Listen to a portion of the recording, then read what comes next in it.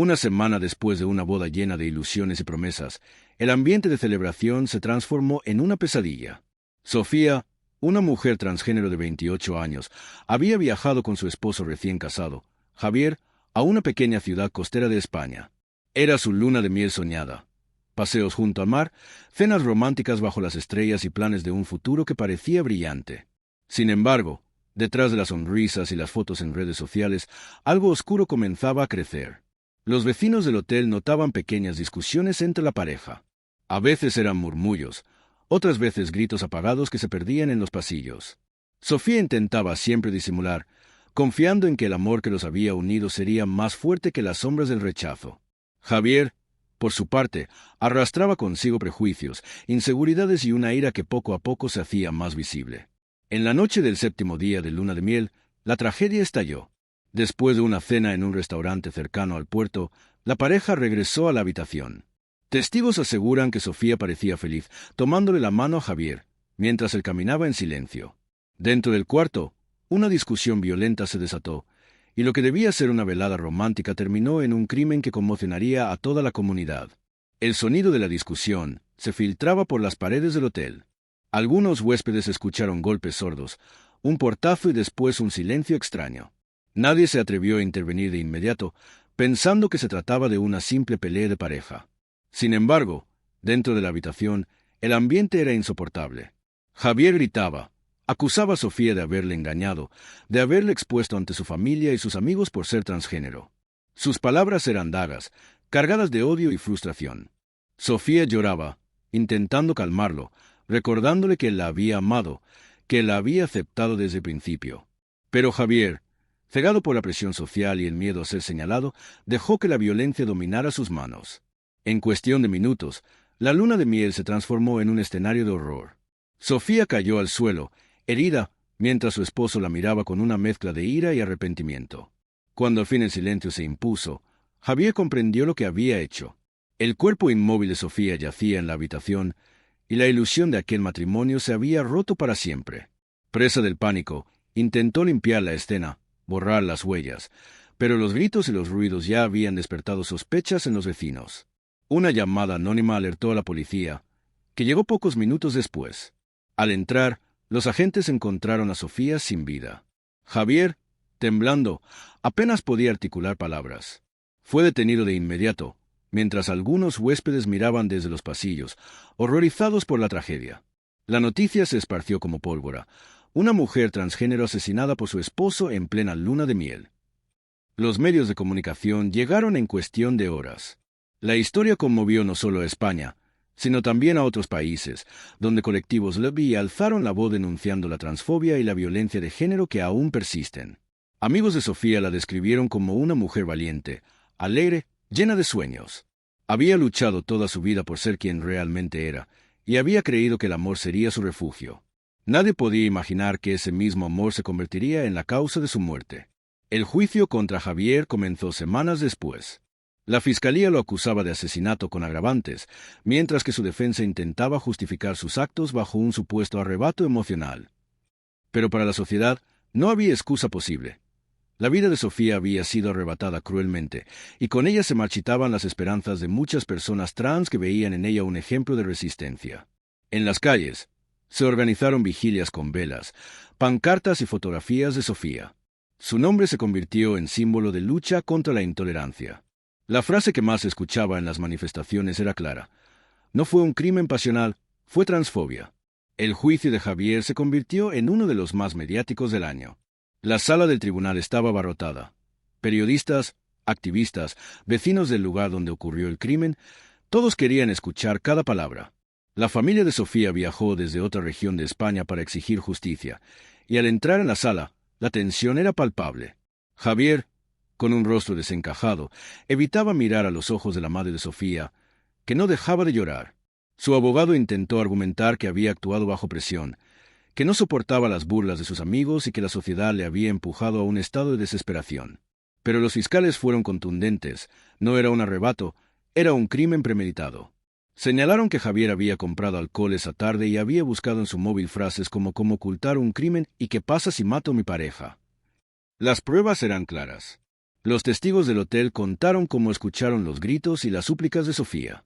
Una camarera confesó entre lágrimas que había visto a Sofía esa misma mañana con un moratón en el brazo, y que ella, en un tono bajo, le dijo: «No pasa nada, son discusiones de pareja». Aquellas palabras resonaron en la sala como una advertencia ignorada. Mientras tanto, en las calles, la indignación crecía. En Madrid, Barcelona, Valencia y Sevilla se organizaron concentraciones bajo el lema Justicia para Sofía. Las pancartas llevaban mensajes como «Ser trans no es un crimen», «Matarlas y ni una menos», «Vivas nos queremos». La sociedad española se volcaba en apoyo a la memoria de Sofía, recordando que cada asesinato de una persona trans es una herida en la humanidad. El juicio se alargó durante semanas. Los peritos forenses describieron con detalle la violencia ejercida, dejando claro que Sofía había luchado por su vida hasta el último momento. Los psicólogos también testificaron, explicando que Javier no sufría ninguna alteración mental que pudiera justificar el crimen. Era, simplemente, odio disfrazado de celos. Finalmente, el día de la sentencia llegó. El juez leyó en voz alta la resolución. Javier era condenado a 30 años de prisión por asesinato con agravantes de odio y violencia de género. Además, debería indemnizar a la familia de Sofía con una suma económica y quedaba inhabilitado de por vida para acercarse a cualquier colectivo lesbi. Al escuchar la condena, la madre de Sofía rompió en llanto, abrazada por activistas y amigas de su hija. En la calle, la noticia se recibió con aplausos y lágrimas. La justicia había hablado, aunque nada devolvería la vida de Sofía. Con el tiempo, Sofía se convirtió en un símbolo. Murales con su rostro aparecieron en distintas ciudades, y su nombre fue recordado en cada manifestación del orgullo. Las asociaciones trans la reconocieron como una mártir de la causa, alguien cuya historia debía contarse para que nunca se repitiera. Javier, encerrado en una fría celda, pasaba los días en silencio, aislado del resto de presos por miedo a represalias. En sus noches de soledad, las imágenes de Sofía lo perseguían, recordándole que destruyó aquello que más decía amar. La historia de Sofía, aunque trágica, abrió un debate profundo en la sociedad española. Se impulsaron campañas de concienciación, leyes más duras contra la violencia de género y programas de protección para personas trans en situación de vulnerabilidad. Su muerte, injusta y dolorosa, se transformó en una chispa de cambio. Pasaron los años, y aunque la herida seguía abierta, la memoria de Sofía se convirtió en un faro de esperanza para muchas personas trans que luchaban por ser reconocidas y respetadas. Cada aniversario de su muerte, su nombre volvía a ocupar titulares en la prensa, y las calles se llenaban de velas, flores y fotografías en su honor. La plaza central de la ciudad donde ocurrió el crimen fue rebautizada como Plaza Sofía Libertad, un gesto simbólico que recordaba a todos que la diversidad debía ser protegida. En los colegios y universidades se empezaron a incluir charlas sobre diversidad de género y tolerancia, muchas de ellas organizadas por asociaciones que llevaban la imagen de Sofía en sus pancartas.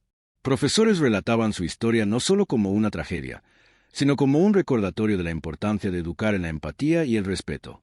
Jóvenes trans, al escuchar su nombre, sentían que no estaban solos, que había una comunidad dispuesta a defenderlos. La madre de Sofía se convirtió en una activista incansable.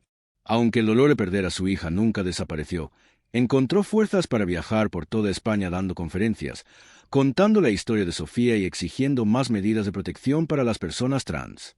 En cada acto, alzaba la voz y decía: «Mi hija no murió por amor, murió por odio.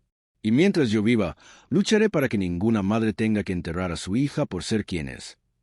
Sus palabras arrancaban aplausos, pero también lágrimas entre el público. Internacionalmente, el caso de Sofía también generó repercusión. En países de América Latina y Europa, colectivos LGBTI mencionaban su historia en sus marchas del orgullo, llevando pancartas con la frase: «Justicia para Sofía, justicia para todas». Documentales y reportajes de televisión narraron su vida, su valentía y la tragedia que puso en evidencia las heridas aún abiertas de la transfobia. Mientras tanto, Javier seguía cumpliendo condena. En prisión, no solo cargaba con la soledad, sino también con el desprecio de otros internos que veían su crimen como cobarde. Algunos intentaban atacarlo, obligando a las autoridades penitenciarias a mantenerlo en módulos de aislamiento. Los psicólogos de la cárcel intentaron hablar con él, pero Javier rara vez pronunciaba más de unas pocas palabras. Su silencio era una mezcla de arrepentimiento y negación, un pozo sin salida donde las paredes de la celda parecían recordarle cada día lo que había destruido.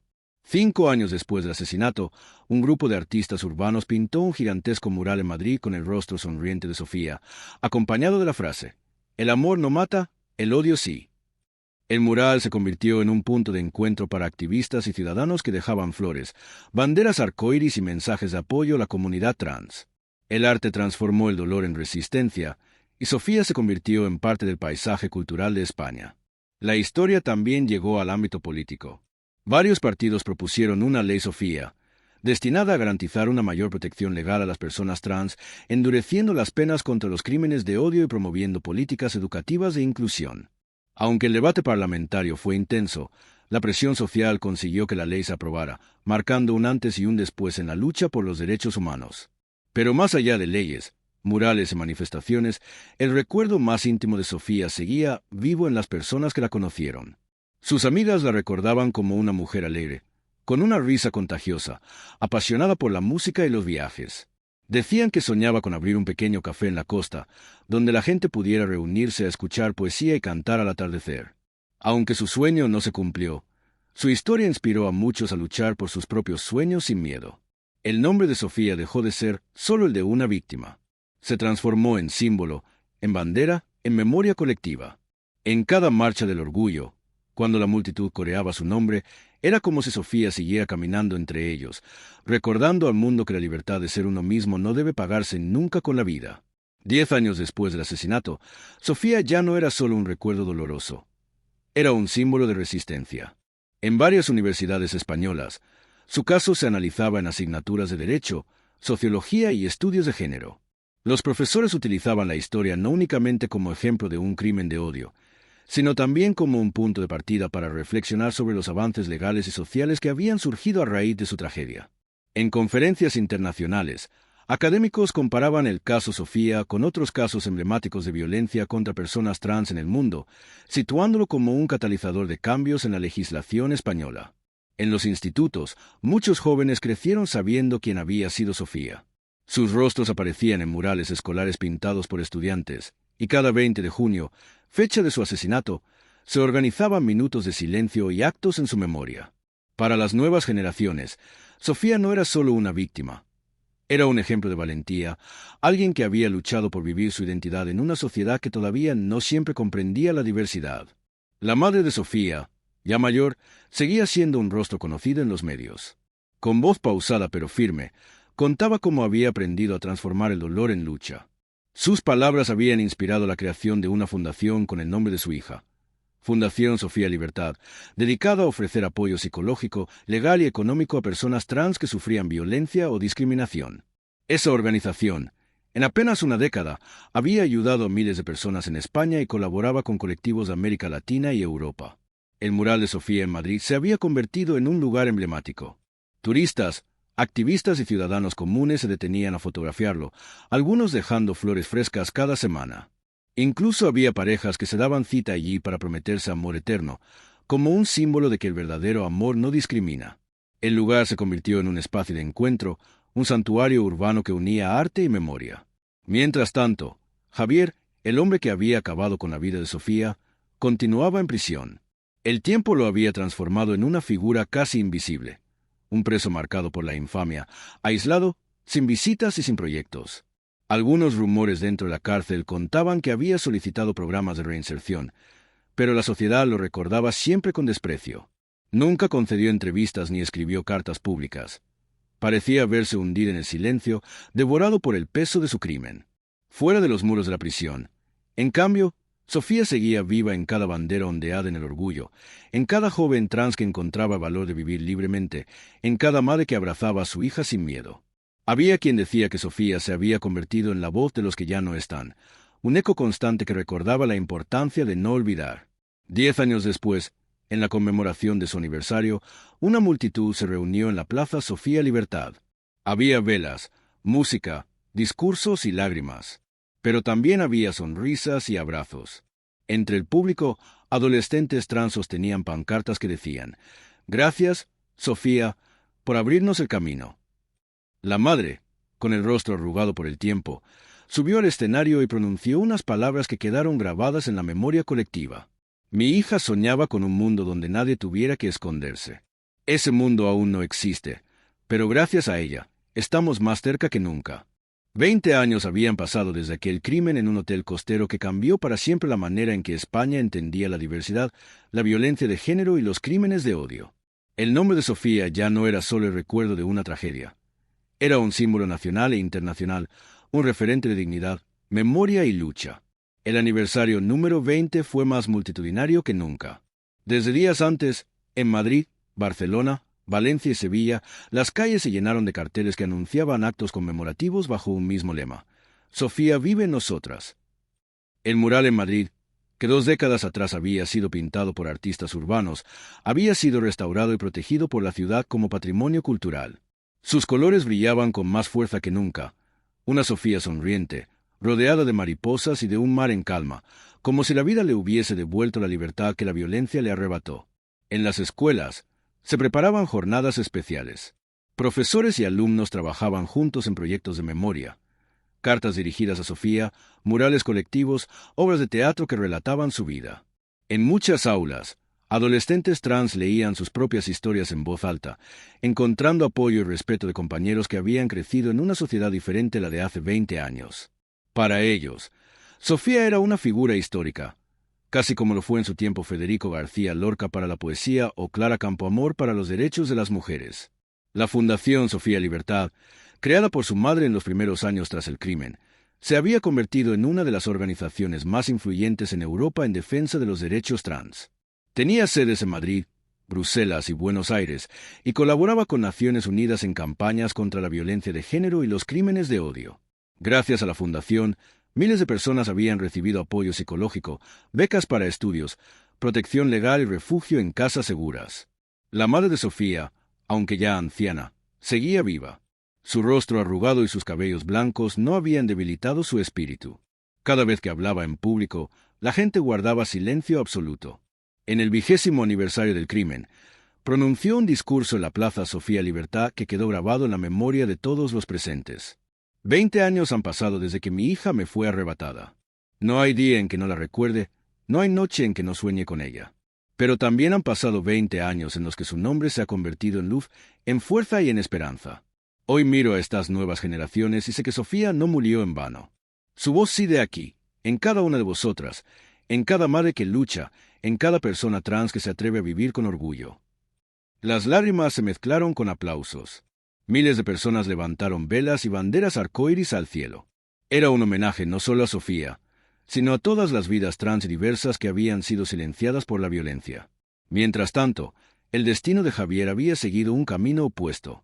Condenado a 30 años de prisión, había pasado gran parte de su vida adulta tras las rejas. En los primeros años, fue aislado en módulos especiales debido a las amenazas de otros presos. El silencio fue su único refugio. A lo largo del tiempo, intentó participar en programas de reinserción, pero nunca mostró un arrepentimiento real. Los psicólogos de la cárcel lo describían como un hombre atrapado en la negación, incapaz de reconocer plenamente la magnitud de lo que había hecho. A los 18 años de condena, su salud comenzó a deteriorarse. Enfermedades crónicas y la soledad lo consumían lentamente. Pidió la libertad condicional, pero la sociedad respondió con indignación. Las asociaciones y la Fundación Sofía Libertad organizaron una campaña para impedirlo, recordando que el dolor causado aún estaba vivo. El tribunal rechazó la petición. Javier terminó sus días en la cárcel, olvidado por casi todos, sin visitas familiares, sin cartas, sin un legado más allá del crimen que lo definía. Cuando murió, apenas un par de líneas en la prensa lo mencionaron. Su nombre había quedado enterrado bajo la fuerza del recuerdo de Sofía. En contraste, la figura de Sofía trascendió fronteras. En universidades de América Latina, se estudiaba su caso en cursos de género y derechos humanos. En Francia y Alemania, colectivos feministas y lesbi utilizaban su nombre en campañas contra la violencia. Incluso en países donde la diversidad aún era perseguida, su historia circulaba en redes sociales como ejemplo de resistencia y esperanza. Documentales, películas y obras de teatro habían contado su vida, siempre con respeto y con el objetivo de mantener viva su memoria. El impacto cultural de Sofía en España fue profundo. Escritores la mencionaron en novelas, poetas le dedicaron versos, músicos compusieron canciones inspiradas en su historia. En el cine, una película titulada Sofía Libertad en Llamas se convirtió en un éxito internacional, ganando premios en festivales de derechos humanos. La actriz que interpretó a Sofía declaró en una entrevista: «Yo no representé a una víctima, representé a una heroína que sigue inspirando millones de personas». Políticamente, la llamada Ley Sofía, aprobada 15 años antes, había demostrado ser un hito en la historia legislativa española. Gracias a ella, las penas contra los crímenes de odio se endurecieron, se crearon programas educativos obligatorios sobre diversidad y se establecieron protocolos de protección especial para personas trans en riesgo de violencia. España, que ya había sido pionera en derechos LGTB con el matrimonio igualitario, se consolidó como uno de los países más avanzados en el mundo en materia de inclusión. En el 20º aniversario, un grupo de jóvenes trans subió al escenario de la plaza y leyó un manifiesto colectivo. Nosotras somos la generación que creció con el nombre de Sofía en nuestras aulas, en nuestras pancartas, en nuestras luchas. Hoy vivimos en un país que nos reconoce y nos protege, pero todavía queda camino por recorrer. Aún enfrentamos miradas de odio, aún sentimos miedo en ciertos lugares. Por eso seguimos aquí, porque Sofía no murió para que el silencio continuara. Sofía murió para que nosotras viviéramos con libertad. La ovación fue ensordecedora. En ese instante, quedó claro que la memoria de Sofía no era un peso de dolor, sino una semilla de futuro. El final de la jornada conmemorativa fue profundamente simbólico. Miles de globos blancos y mariposas de papel fueron soltados al cielo. Entre ellos, un globo llevaba escrito un mensaje que rápidamente se viralizó en redes sociales. Sofía no murió, Sofía se multiplicó. Aquel día, millones de personas en todo el mundo recordaron su nombre. Desde Buenos Aires hasta Berlín, desde Ciudad de México hasta Lisboa, en cada marcha del orgullo se alzó un grito común: Sofía, presente, ahora y siempre. Con el paso de los años, la historia de Sofía fue entrando en los libros de historia, no como un simple caso policial, sino como un punto de inflexión cultural y social. En los manuales escolares, se explicaba su vida y su asesinato junto a otras figuras históricas que habían transformado la sociedad. Para los niños y niñas, Sofía era un ejemplo de que la libertad y la identidad son derechos inalienables que deben ser protegidos. Su madre falleció poco después del 20º aniversario, rodeada de activistas y seres queridos. Antes de morir, pronunció sus últimas palabras públicas: «Me voy en paz, porque sé que Sofía no está sola. Vosotras sois ahora sus voces, sus alas, su libertad». La noticia de su muerte conmovió al país, y durante días la prensa recordó su incansable lucha. A partir de entonces, la Fundación Sofía Libertad pasó a ser dirigida por jóvenes activistas que habían crecido inspirados por la historia de Sofía y el ejemplo de su madre. La organización se expandió a otros continentes, llevando la memoria de Sofía aún más lejos, hasta lugares donde la libertad todavía era un sueño lejano. Con el paso de 20 años, lo que comenzó como una tragedia se convirtió en un legado imborrable. Sofía ya no era solo una víctima, ni siquiera solo un símbolo. Era parte de la historia viva de la humanidad. Un recordatorio eterno de que el odio puede matar, pero la memoria y la lucha pueden transformar el dolor en fuerza colectiva. Hoy, cada vez que alguien pronuncia su nombre, no lo hace con tristeza, sino con orgullo. Sofía se convirtió en voz, en bandera, en esperanza. Y aunque la noche en aquel hotel costero jamás podrá borrarse, su recuerdo brilla mucho más fuerte que la sombra del crimen que intentó silenciarla. Al final, Sofía no murió en una luna de miel interrumpida por la violencia. Sofía renació en miles de voces, en millones de corazones, en una sociedad que aprendió, gracias a ella, que la diversidad no se mata, se celebra. Y así, 20 años después, España y el mundo entero comprendieron que el verdadero legado de Sofía no estaba en la tragedia de su muerte, sino en la inmortalidad de su vida.